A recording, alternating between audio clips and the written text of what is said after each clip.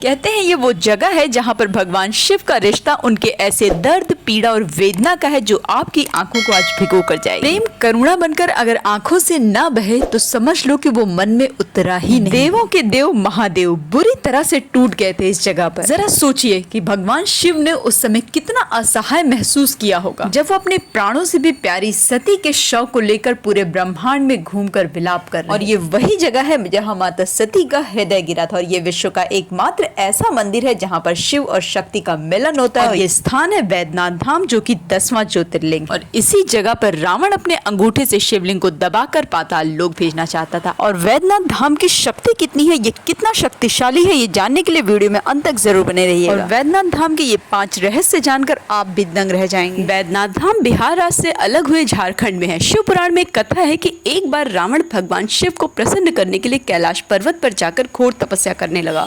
भोले शंकर रावण की भक्ति से प्रसन्न होकर उसे साकार रूप में दर्शन दिए और उससे इच्छित वर मांगने को कहा। रावण भगवान शिव का बहुत बड़ा भक्त था। रावण ने भगवान शिव से कहा, मैं आपका भक्त हूँ और आप मेरे स्वामी, भला इससे बड़ा वरदान मेरे लिए और क्या हो सकता है। रावण ने कहा, प्रभु मैं आपसे वरदान तो नहीं मांग सकता, पर एक आग्रह कर सकता हूँ कि आप मेरी लंका में आकर विराजमान हो जाए। भगवान शिव तो ठहरे भोलेनाथ, रावण का ये आग्रह उन्होंने बिना किसी विरोध के स्वीकार कर दिया। रावण से कहने लगे कि तुम मेरे प्रतीक ज्योतिर्लिंग को लंका ले जाकर स्थापित कर सकते। रावण एक बात का ध्यान रहे कि मार्ग में ये ज्योतिर्लिंग तुम्हें कहीं भूमि पर नहीं रख। रावण ज्योतिर्लिंग को लेकर आकाश मार्ग से चल पड़ा। पर जब ये बात देवताओं को पता चली तो वो सोचने लगे कि असुर के यहाँ भगवान शिव का विराजमान होना बिल्कुल भी उचित नहीं है।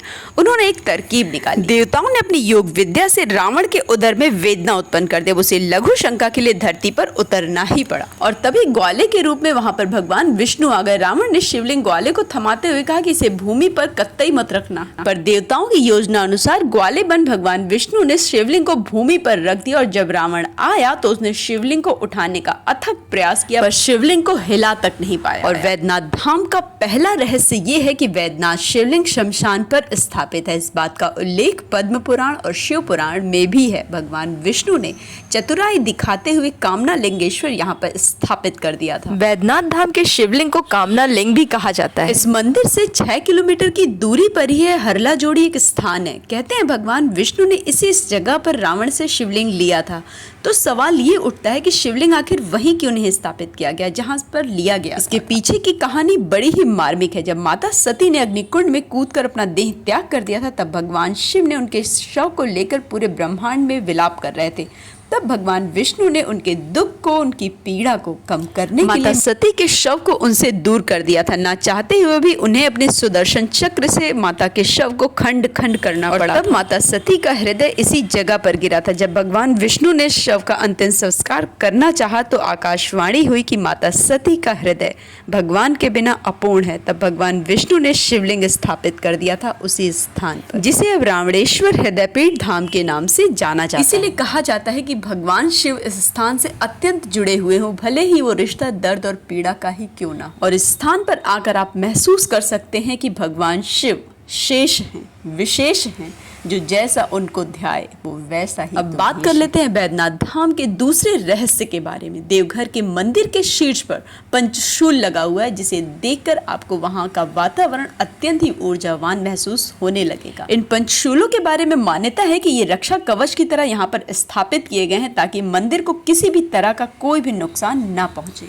महाशिवरात्रि के 2 दिन पहले ही इस पंचशूल को उतारा जाता है और शिवरात्रि के 1 दिन पूर्व पूजा अर्चना करने के बाद वहां पर पुनः स्थापित कर दिया जाता है। इतना ही नहीं, आपको जानकर आश्चर्य होगा कि ये पंचशूल 1.25 मन सोने से निर्मित है और मां पार्वती के पंचशूल 1.25 मन चांदी से। ऐसी मान्यता है कि ये पंचशूल रावण की लंका के प्रवेश द्वार पर स्थापित किया गया था, जिसे रावण के अलावा कोई नहीं भेद सकता था। पर उसको भेदने के रहस्य को विभीषण ने प्रभु श्री राम को बता दिया। ये पंचशूल बहुत ही प्रभावशाली माना जाता है, जो कि 5 तत्व धरती, आकाश, वायु, जल, अग्नि और हमारी 5 इंद्रियों का प्रतीक माना जाता है। इस पंचशूल त्रिशूल का रक्षा कवच इतना मजबूत है कि त्रेता युग से लेकर कलयुग तक न जाने कितनी हजारों बार प्राकृतिक आपदाएं आई होंगी, पर इस मंदिर पर किसी भी तरह की कोई आंच कभी नहीं। बात कर लेते हैं वैद्यनाथ धाम मंदिर के तीसरे रहस्य के बारे में। कहते हैं यहाँ पर चंद्रकांत मणि छिपा हुआ है। जब रावण शिवलिंग को लंका नहीं ले जा पाया तो वो अपने पैर के अंगूठे से दबाकर शिवलिंग को पाताल लोक भेजना चाहता था। पर कहते हैं ना कि अगर आप शिव भक्त हैं तो उसका असर कहीं न कहीं दिखना शुरू हो जाता है,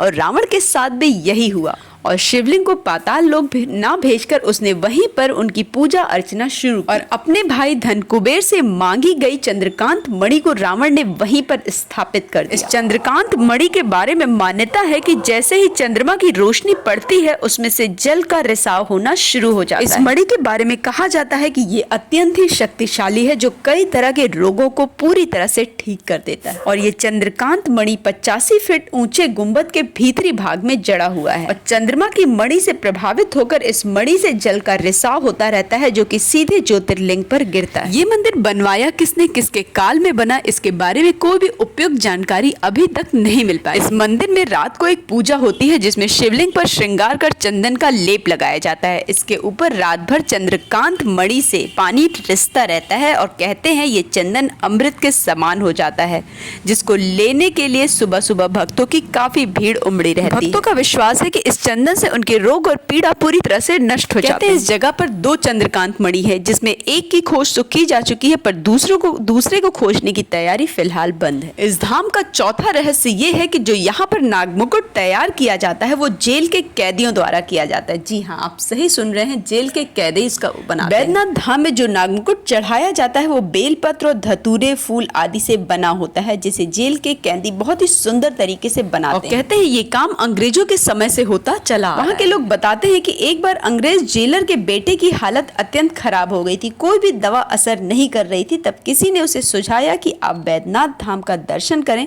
और वहाँ पर नागमुकुट चढ़ाइए, आपके बेटे की सेहत में जरूर सुधार होगा और आपका बेटा पूरी तरह से ठीक हो जाएगा। यहाँ पर जो शिवलिंग स्थापित है वो 11 अंगुल ऊंचा है और आधार से थोड़ा ही उठा हुआ है।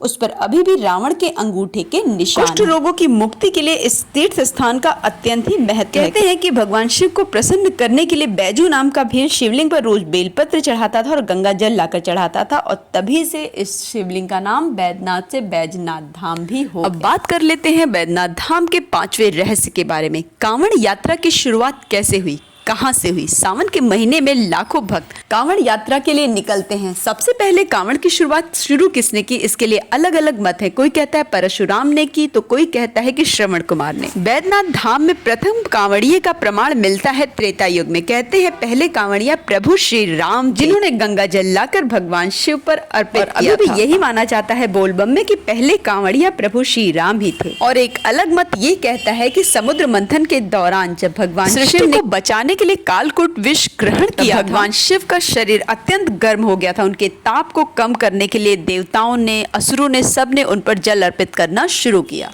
और तब से सावन के महीने में कांवड़ यात्रा निकाली जाती है। अगर आप भी बैद्यनाथ धाम के दर्शन करना जाना चाहते हैं तो सबसे उचित समय यहाँ पर जाने का है अक्टूबर से लेकर मार्च तक के बीच का समय। और ये थे बैद्यनाथ धाम के 5 रहस्य। भक्ति के रस में डूबने के लिए ऐसी और भी वीडियोस देखने के लिए चैनल को सब्सक्राइब करना बिल्कुल भी ना भूलें। मिलते हैं फिर एक बेहतरीन कंटेंट के साथ मेरे नेक्स्ट वीडियो में। Till then bye bye, take care and thanks for watching.